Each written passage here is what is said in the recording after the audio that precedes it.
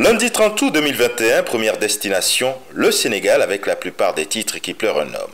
Alioune Badara Cissé, décès de l'ancien médiateur, titre Le Soleil, fin de mission d'un régulateur. Idem avec le quotidien, décès de l'ancien médiateur de la République, ABC, lettre capitale. Walf Quotidien écrit compagnonnage avec Macky, témoignage sur l'homme, ABC de A à Z, comme pour faire un jeu de mots, et une allusion aux initiales du disparu. Décès de l'ancien médiateur de la République et ex-ministre des Affaires étrangères, ABC à jamais, titre Sud Quotidien, et le journal de poursuivre que l'APR et la politique au Sénégal sont désormais orphelines d'un homme de conviction. L'Observateur ne déroge pas à cette actualité. Maître Alioune Badara Cissé, décédé samedi à 63 ans, abécédaire d'une vie de combat. Au Gabon à présent, l'Union propose d'emmener ses lecteurs sur les ruines de l'Alala. 8 mois jour pour jour après la destruction du centre préscolaire de l'Alala, c'est un champ de ruines qui s'offre toujours à la vue du visiteur. L'État a certes, le 22 janvier 2021, déclaré d'utilité publique ce site qui aurait été au centre d'un conflit avec les particuliers. Mais à quelques semaines de la rentrée scolaire, la question de la reconstruction de cet établissement demeure entière. En manchette du journal togolais Liberté, la lutte contre le Covid-19. Le journal se demande que sont devenus les 250 respirateurs commandés par le gouvernement. À cet effet, le personnel de santé serait d'ailleurs en sitting mercredi et jeudi. Au Burkina Faso, le quotidien L'Information pour tous propose des extraits de propos tenus par Luc-Marie Sibriga, contrôleur général d'État. Et il dit que dans une société corrompue, il ne peut que se développer le terrorisme. En Côte d'Ivoire à présent, Fraternité Matin fait un point après le 27e congrès de l'UPU, entendez, Union Postale Universelle. La nouvelle poste se dessine, lit-on. E-commerce, messagerie, services financiers, etc.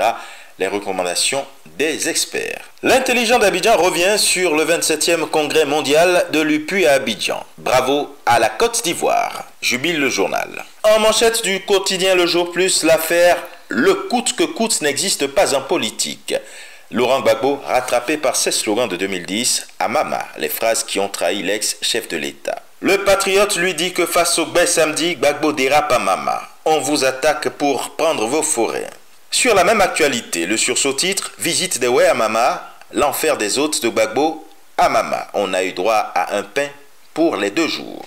Gbagbo recevant les Wé à leur propre demande samedi à Mama. Et il est donné de lire en manchette du Nouveau Réveil « Si on attaque les Wé pour leur forêt, c'est grave ». L'œil du Sahel, nous sommes au Cameroun, s'intéresse à l'actualité du Covid-19.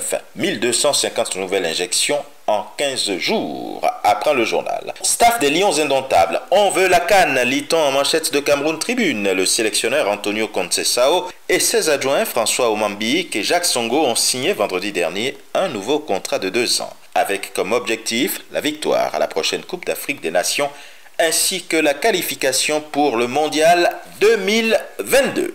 Au Bénin maintenant, la présence probable de Liadi Soglo aux obsèques de sa mère. C'est l'actualité qui l'a plu au journal Le Matinal de mettre à sa une. Le gouvernement tranche le débat. Libération des espaces publics à Cotonou, le gouvernement apporte bientôt son soutien à 357 ménages identifiés. C'est ce qu'on lit avec la presse du jour. 3e vague du Covid-19 pour le quotidien Éco-Santé, 15 décès et 1250 nouvelles infections en 15 jours. Et enfin, atterrissage du côté du royaume chérifien avec le quotidien Le Matin qui dit qu'âgés entre 12 et 17 ans, 3 millions d'élèves sont attendus à partir de demain dans 428 centres de vaccination aménagés au sein des établissements scolaires.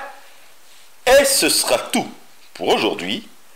Mais encore, prudence, vigilance et surtout, n'oubliez pas les gestes barrières. Excellent début de semaine et à demain.